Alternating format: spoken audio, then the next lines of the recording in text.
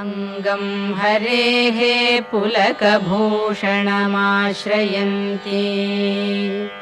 भृङ्गाङ्गनेव मुकुलाभरणं तमालम्